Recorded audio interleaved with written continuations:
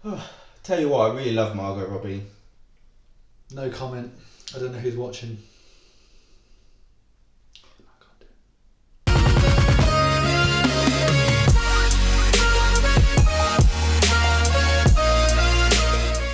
What is going on, ladies and gentlemen? Welcome back to the Grifford Show. Thank you for tuning in, as always.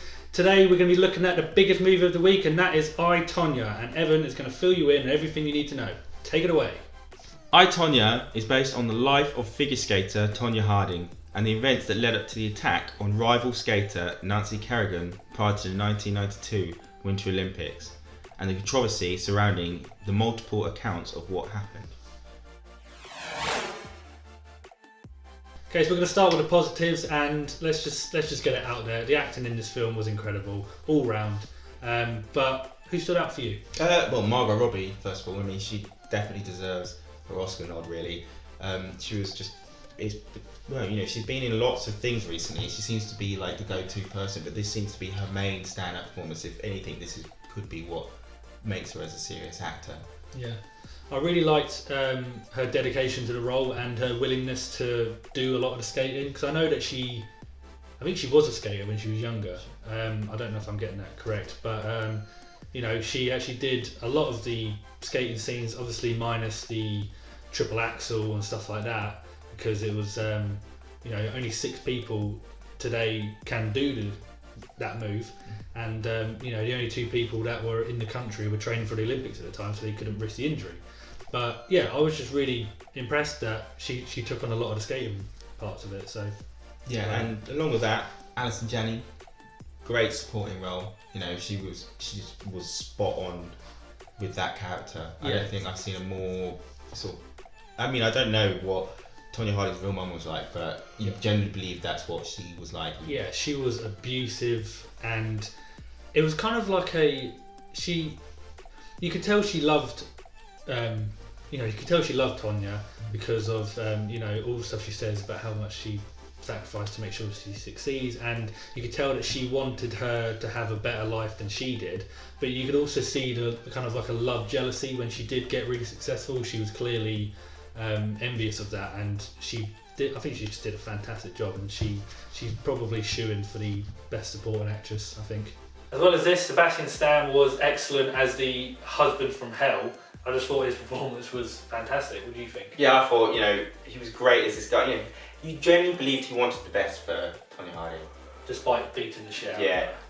And he just was like, he sort of came across as this goon, really, like the whole controversy around the attack. It just seemed like it was literally one big misunderstanding. Yeah. And, you kind of felt sorry for him at the same time as not really feeling sorry for him. I didn't feel sorry for him at one part of this movie. I thought he was a horrible person, and he's the dumbest. He's literally all of these people that are involved in this thing were just completely dumb. But as well as that, the guy who played Seth, I can't remember his name. Paul Walterhauser. Yeah, he was brilliant.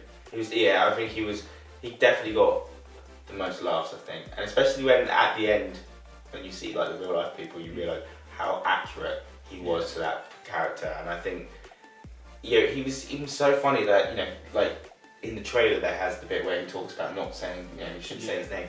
You see that in the film knowing it's coming up, and you still laugh because it's just that funny. And for those Always Sunny in Philadelphia fans out there who might see this and think that guy looks familiar, Paul Walterhauser played Richie, aka Juggalos for Life, ICP. Biggest part of this film I liked was how the film is in a mockumentary interview style, but it still remains very self-aware of itself, and the fact that it's a biopic film based off different accounts from different interviews with people involved. And there's a lot of moments where the characters break the fourth wall by alerting the audience watching, whether something was true or what wasn't true, and how they just sort of correct each other's accounts of what happened. I thought that was really good.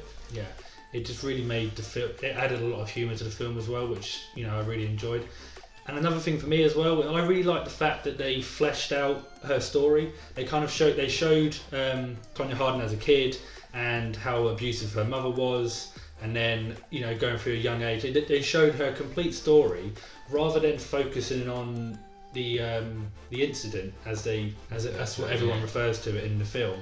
But instead of just making a film about the incident involving Nancy Kerrigan, they fleshed her out a little bit more, just made her a little bit more sympathetic. Yeah, you were rooting for her the whole way through. They generally made her an underdog, like the real underdog. You know, you just wanted her to sort of get at this society, I suppose you can call it, of this idea that they wanted at the Olympics. A bit like, it reminded me a bit of Eddie the Eagle, which was set in the Winter Olympics before the 92 one, where it's him fighting against how the Olympic Committee have this idea of the type of person that should be entering in these teams. And I thought it's just great, you know, because she wasn't like this rich, princey little princess who danced around. You know, she was this hard woman from, I'm assuming, the southern states. I can't remember what state it was. She was quite white trash. Yeah, and I think that's what, you know, I think there's a lot more, you know, Good Perfect, you know, a lot more films looking to have that underdog story, which I think, you know, like Cool Runnings and stuff, it needs to be a lot more. I know in the end it wasn't feel good, but I mean, like, this whole underdog story needs to kind of be more.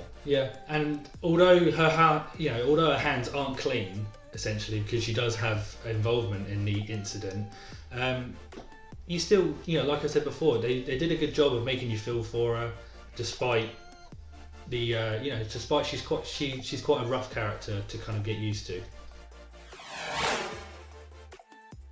Although, you know, Sebastian Stan and Margot Robbie were, you know, fantastic in this one, there is a bit of, you know, really needing to suspend your belief with the fact that you're supposed to believe that they're 15 at one point. Although Margot Robbie still looks fantastic with braces in her mouth, but it just wasn't believable. Yeah, and it just, it sticks out, especially in like the scene where she's like, doing a performance or something. She's surrounded by actual like 14, 15-year-olds, and there's like Margot Robbie. I don't know how old she is, I'm not going to guess, because I don't want to offend her if she watches, which is never going to happen, but we can hope, can't we?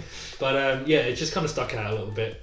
So as mentioned earlier, not being able to get in professional skaters to do some of the skating scenes, it meant that some of the actual performances, the CGI was a little bit dodgy and it kind of stood out quite a bit. Yeah, I mean, like I said, it couldn't be helped, and I think a lot of it was also because she was like there, but she was almost superimposed on a background almost. You can probably tell that she did it in front of a green screen, and that's what sort of made it. Like, some of it was really good, like the slow motion bits, it worked. Yeah. But I think for like the actual fast, actual routine, it sort of pointed out for a lot more. Yeah. And then I think the only other negative I'd find with it was that the domestic violence is very much on show, and it can get quite uncomfortable sometimes, especially for people who may have experienced it themselves. It can be quite uncomfortable for them to watch, and I felt like it's kind of like a coping mechanism. That's what you said earlier, is that people were laughing at these parts, just trying to cope with the things that they were seeing. Yeah, I mean, I'll give props to the film because it didn't shy away from the fact that, that probably was part of her life, and they showed it as it was. And I agree, like, if you've been through it, they're very difficult to watch. I mean, it's like full on as well, and it's uncomfortable to watch. But I think if they shied away from it, the story wouldn't have had such an impact, if you know what I mean. You wouldn't have like had this empathy with her. I, Tonya was an insane story. It had great acting and it was very funny, and I'm going to give it an 8 out of 10. Yeah, I thought the film was a really good rendition of a story that hasn't been told in film before, so I think I'm going to give it an 8.5.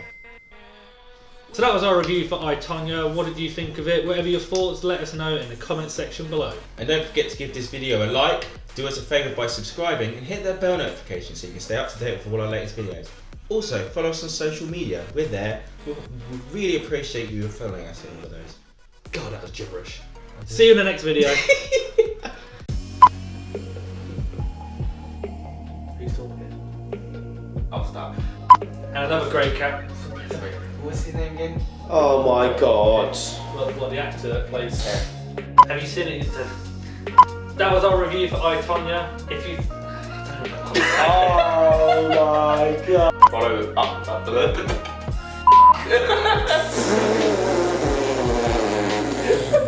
Jesus Christ.